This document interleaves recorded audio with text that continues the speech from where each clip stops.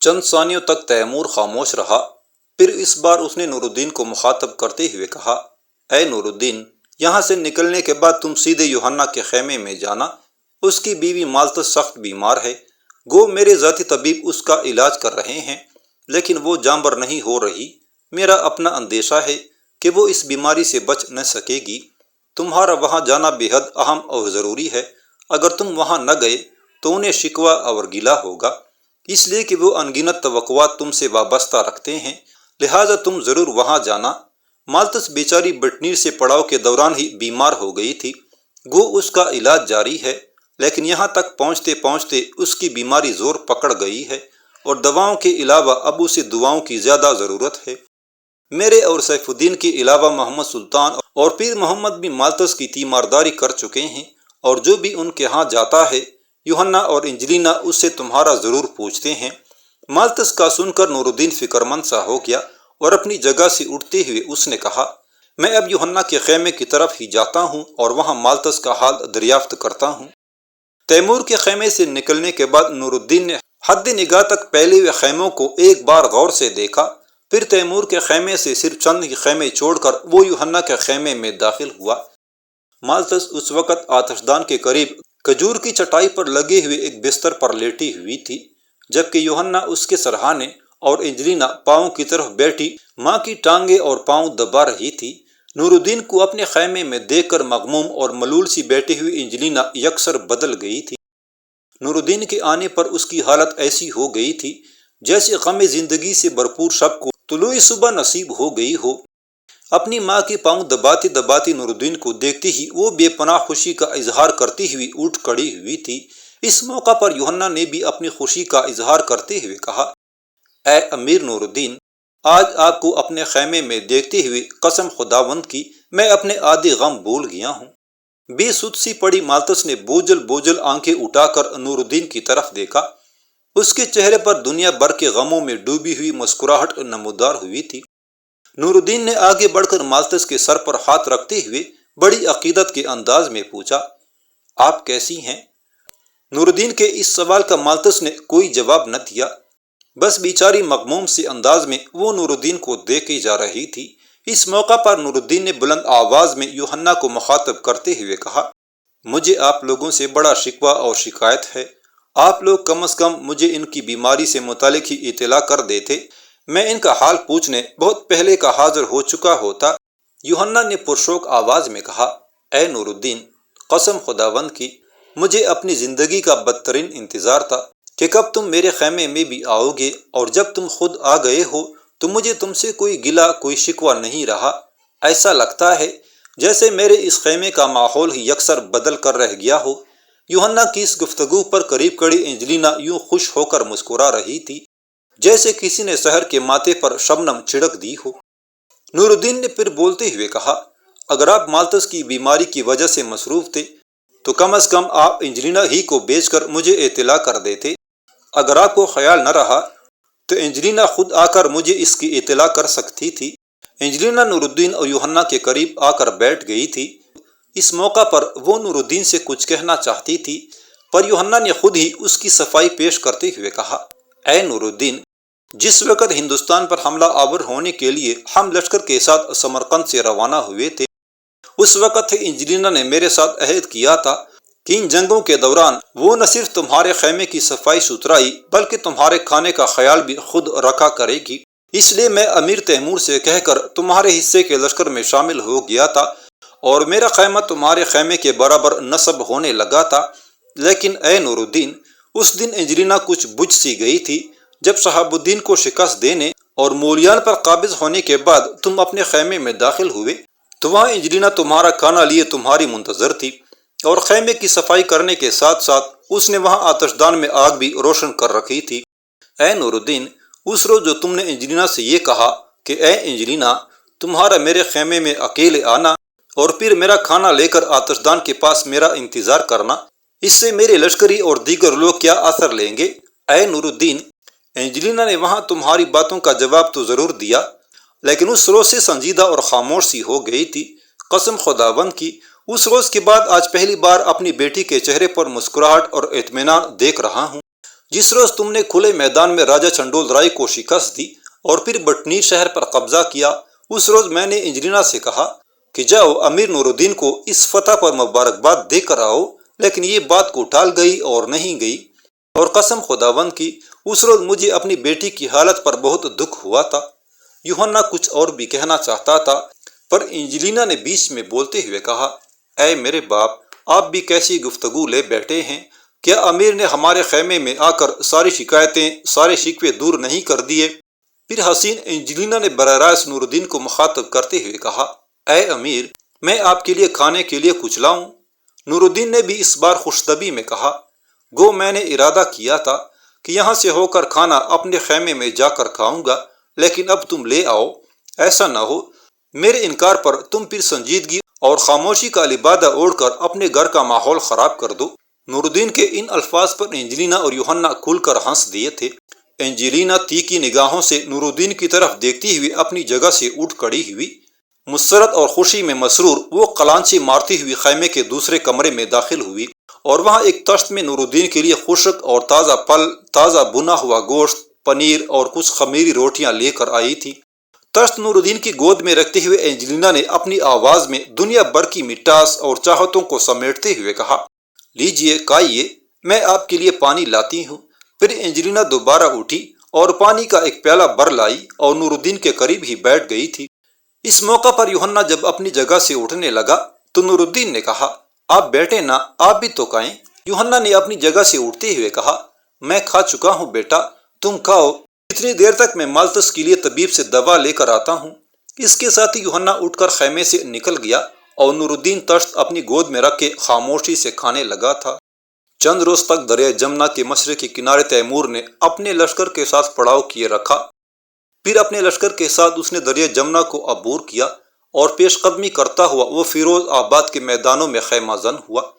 Timur کو یہ بھی خبر مل گئی کہ ہندوستان کا بادشاہ ناصر الدین محمود اپنے سپہ سالار ملو خان کے ہمراہ ایک جرار لشکر کے ساتھ ان کا رخ کر رہا ہے، لہذا جنگ کا لائحہ عمل تیار کرنے کے لیے تیمور نے اپنے مشیروں، علماء اور سالاروں کا اجلاس طلب کیا۔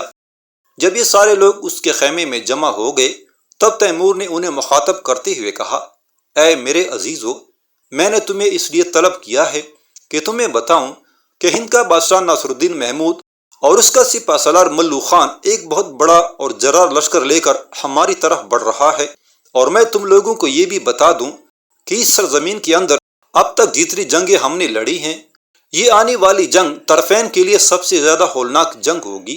لہٰذا اے میرے عزیزو، کہو اس رونما ہونے والی جنگ میں کامیاب اور سرفراز ہونے کے لیے تم لوگ مجھے کیا مشورہ دیتے ہو؟ سب سے پہلے سیف الدین بولا اور کہنے لگا، ہمیں اپنے اس پڑاؤ کو ترک نہیں کرنا چاہیے، بلکہ اپنے اس پڑاؤ کی حفاظت کرتے ہوئے دشمن کو آگے بڑھنے کا موقع دیا جائے اور پھر بھرپور طریقے سے اس پر ضرب لگائی جائے۔ سیف الدین کے خاموش ہوتے ہوئے شہزادہ پیر محمد نے کہا، میرا خیال ہے کہ ہمیں یہاں سے پڑاؤ اٹھا لینا چاہیے اور فوراً دشمن کی طرف پیش قدمی کرتے ہوئے اس سے ٹکرا جانا چاہیے۔ ہمارے یہاں پڑاؤ کیے رہنے سے دشمن اسے ہماری کمزوری جانے گا، اس طرح ان کے حوصلے بلند ہوں گے اور وہ جنگ میں فوائد حاصل کرنے میں کامیاب ہو جائے گا۔ محمد سلطان نے اپنا مشورہ دیتے ہوئے کہا، میں محترم سیف الدین کے مشورے سے اتفاق کرتا ہوں، دشمن کو آگے بڑھنے دیا جائے، اس طرح وہ اپنے مرکزی شہر سے دور ہوگا اور اس کے لیے بھی رسد و کمک کے مسائل کھڑے ہوں گے اور ہم بآسانی اس پر قابو پا لیں گے۔ محمد سلطان کے خاموش ہونے پر نور الدین نے اپنا مشورہ دیتے ہوئے کہا، اے آقا، میں امیر سیف الدین اور محمد سلطان کے مشوروں سے کسی حد تک اتفاق کرتا ہوں اور ساتھ ہی ساتھ ان میں کچھ تبدیلیاں بھی چاہتا ہوں۔ ہلکی ہلکی مسکراہٹ میں تیمور نے پوچھا، وہ تبدیلیاں کھل کر کہو جو تم چاہتے ہو۔ نور الدین نے پھر کہنا شروع کیا، اے آقا، اول یہ کہ اپنے اس پڑاؤ کے شمال اور مشرق کے حصوں میں خندق کھود دی جائے۔ کچھ دوسرے سرداروں نے بیچ میں بولتے ہوئے کہا، خندق کھودنے کا کیا فائدہ، اور پھر اس میں بھرنے کے لیے پانی کہاں سے آئے گا؟ اس پر امیر تیمور کے بیٹے شاہ رخ نے اپنی خفگی اور ناراضگی کا اظہار کرتے ہوئے کہا، بیچ میں بولنے کی کیا ضرورت ہے؟ پہلے نور الدین کو اپنی بات مکمل کرنے دی جائے، پھر اس کے مشورے میں اگر کوئی خامی ہوئی تو اس کی نشاندہی کی جائے۔ تیمور نے اپنے بیٹے شاہ رخ کی اس خفگی اور ناراضگی کو پسندیدگی کی نگاہوں سے دیکھا اور کہا، شاہ رخ ٹھیک کہتا ہے، پہلے نور الدین کو اپنی بات مکمل کرنے دی جائے، اس کے بعد اعتراض کڑے کیے جائیں۔ اے نور الدین، اپنی گفتگو جاری رکھو۔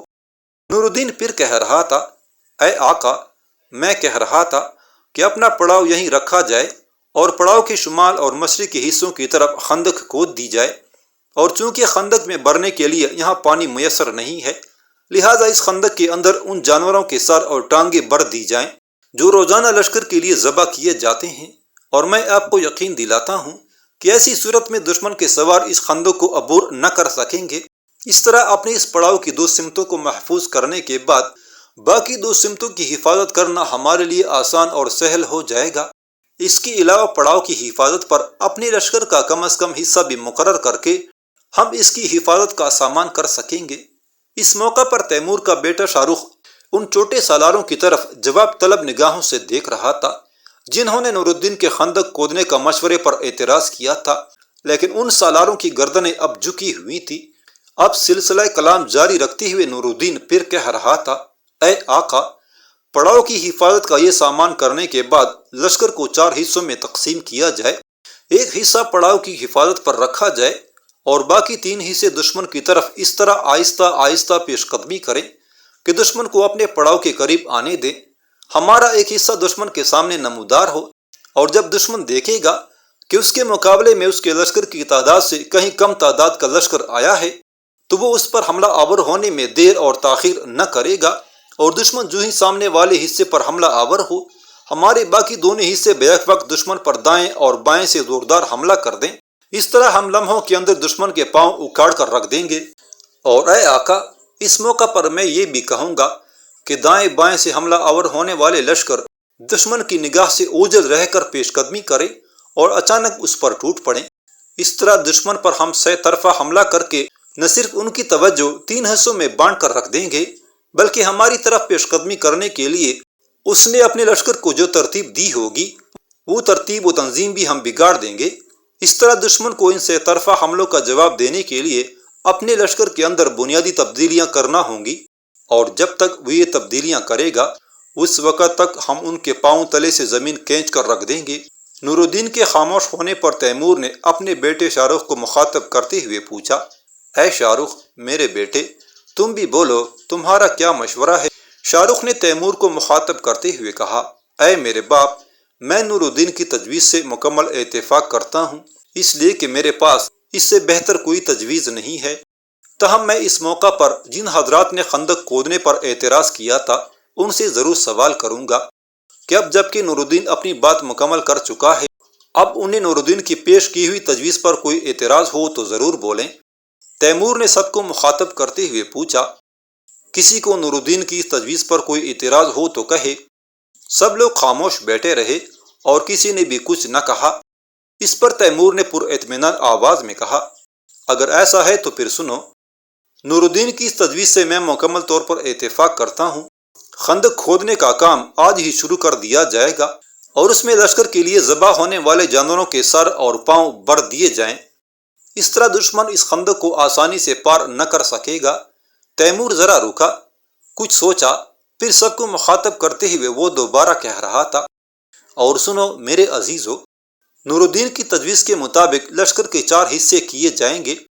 ایک حصہ سیف الدین کے پاس رہے گا جس سے وہ اس پڑاؤ کی حفاظت کرے گا، دوسرا حصہ میرے پاس ہوگا اور میں دشمن کے سامنے نمودار ہوں گا، میرے ساتھ پیر محمد بھی ہوگا اور شاہ رخ بھی حسب سابق میرے ہمرکاب ہوگا۔ تیسرا حصہ نور الدین کے پاس ہوگا اور یہ دشمن پر دائیں طرف سے جان لیوا ضربے لگائے گا۔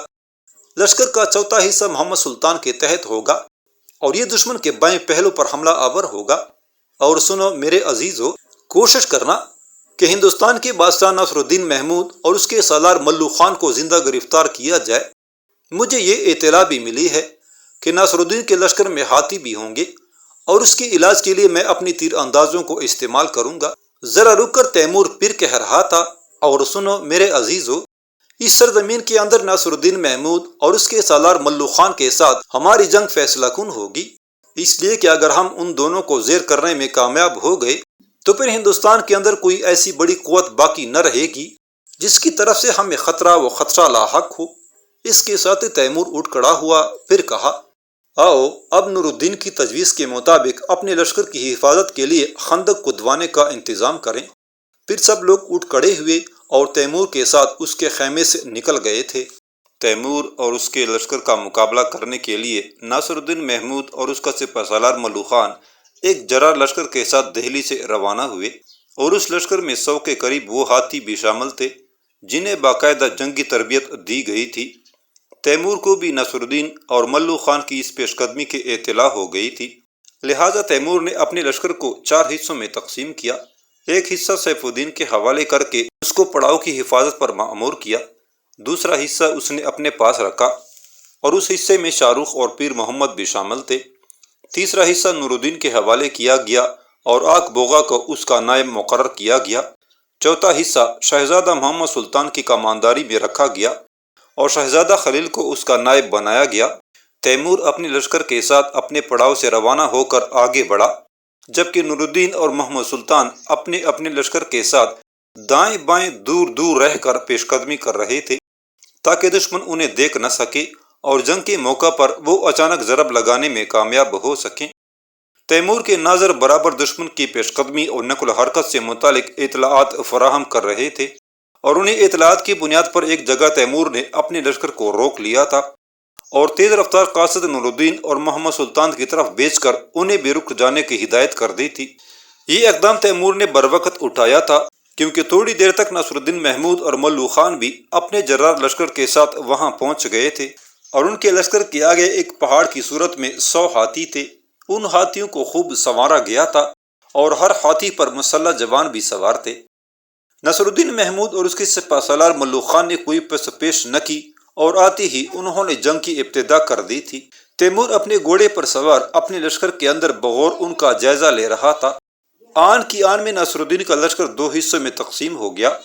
ایک حصہ خود ناصر الدین محمود کے پاس رہا، دوسرا حصہ ملو خان کی سرکردگی میں دیا گیا۔ اس طرح دونوں لشکر پہلو بپہلو حرکت کرتے ہوئے آگے بڑھے، اور دونوں لشکروں کے آگے آگے ہاتھی تھے جو اپنی چنگاڑوں سے قیامت برپا کیے دے رہے تھے۔ اپنی اپنی دانست میں ناصر الدین اور ملو خان بھی مطمئن اور خوش تھے، اس لیے کہ ان کے سامنے تیمور جو لشکر لیے کھڑا تھا انفرادی لحاظ سے اس کی حیثیت ان کے اپنے لشکر کی نسبت سے کچھ کم بھی نہ تھی۔ تیمور کے حکم پر اس کے لشکر کی اگلی ساری صفوں نے اپنی کمانیں سنبھال لی تھی، اور جب ہاتھی نزدیک آئے تو ان پر تیر اندازی کر دی تھی، لیکن اس تیر اندازی کا کوئی خاص اثر نہ ہوا تھا، اس لیے کہ ہاتھیوں کو تیروں سے محفوظ رکھنے کے لیے ان کے اگلے حصوں پر کڑیوں والی فولادی زریں ڈال دی گئی تھیں۔ وقتی طور پر تیمور کچھ پریشان سا ہوا، لیکن یہ پریشانی عارضی تھی، اس لیے کہ تھوڑی ہی دیر بعد دائیں طرف سے محمد سلطان اپنے لشکر کے ساتھ نمودار ہوا اور دشمن پر حملہ کر دیا تھا۔ اس طرح آگے بڑھتے ہوئے ہاتھیوں کو روک دیا گیا تھا۔ اس نئی صورتحال سے ناصر الدین محمود اور ملو خان بھی کچھ پریشان ہو گئے تھے، تاہم انہوں نے فوراً اپنی ترتیب درست کر لی، اور ملو خان نے آگے بڑھ کر محمد سلطان کی اس حملے کو روک دیا تھا۔ لیکن جلد ناصر الدین محمود اور ملو خان کی پریشانیوں میں اور زیادہ اضافہ اس وقت ہوا جب بائیں طرف سے اچانک نور الدین نے ان پر حملہ کر دیا تھا۔ حملہ آور ہوتے نور الدین کی طرف تیمور غور اور انہماک سے دیکھ رہا تھا۔ اس نے دیکھا حملہ آور ہوتے وقت نور الدین اپنے لشکر کو 2 حصوں میں تقسیم کیا تھا۔ ایک حصہ اس نے آک بوغا کی سرکردگی میں دیا تھا، جس کے ساتھ وہ دشمن کے پہلو پر حملہ آور ہوا تھا، جبکہ نور الدین باقی آدھے لشکر کے ساتھ ناصر الدین محمود کے ہاتھیوں پر ٹوٹ پڑا تھا، اور اپنے نیزوں اور تلواروں سے اس نے ہاتھیوں کے سونڈوں کو چھلنی کرنا شروع کر دیا تھا۔ اسی طرح تیمور نے اپنے لشکر کو بھی عام حملے کا حکم دے دیا تھا، اور اس نے اپنے لشکریوں کو یہ بھی ہدایت کر دی تھی کہ جس طرح نور الدین ہندوستان کے ہاتھیوں پر حملہ آور ہوا ہے، ایسے ہی تم بھی ان پر ٹوٹ پڑو۔ نور الدین نے جب یہ دیکھا کہ تیمور کا سارا لشکر اب اپنی نیزوں اور تلواروں سے ہاتھیوں پر ٹوٹ پڑا ہے، تو اس نے لڑتے لڑتے اپنا رخ بدلا، اور اب اس نے اپنی ساری ضربیں دشمن کے پہلو پر لگانا شروع کر دی تھی۔ اب جنگ اپنی عروج پر آ گئی تھی۔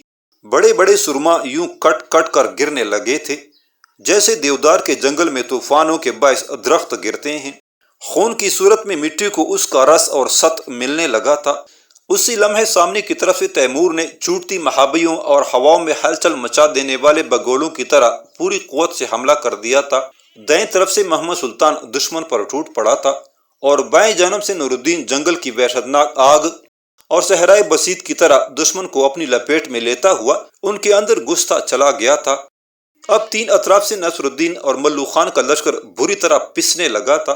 نصر الدین محمود نے جب یہ دیکھا کہ شکست سے بچنے کی اب کوئی صورت باقی نہیں رہ گئی ہے تو اس نے اپنے لشکر کو پسپا ہونے کا حکم دے دیا تھا، اور اگر وہ ایسا نہ کرتا تو تھوڑی دیر بعد تک اس کے لشکر کا قتل عام شروع ہو جاتا۔ نصر الدین کا خیال تھا کہ میدان جنگ سے باغ نکلنے کے بعد وہ دہلی میں محصور ہو جائے گا اور باعزت شرائط پر تیمور کے ساتھ صلح کی کوشش کرے گا، اور اگر ایسا نہ ہو سکا تو وہ اپنی قوت میں اضافہ کرتا ہوا دہلی میں محصور پڑا رہے گا۔ لیکن اس کی ساری سوچیں بیکار اور تمام تدبیریں ناکام ثابت ہوئیں۔ تیمور، نور الدین اور محمد سلطان نے ایسا ہولناک ان کا تعاقب کیا کہ نصر الدین کو یقین ہو گیا تھا کہ جس وقت وہ اپنے لشکر کے ساتھ دہلی میں داخل ہوگا تو دشمن بھی اس کے ساتھ شہر میں داخل ہو جائے گا اور پھر شہر کی حالت جہنم سے مختلف نہ ہوگی۔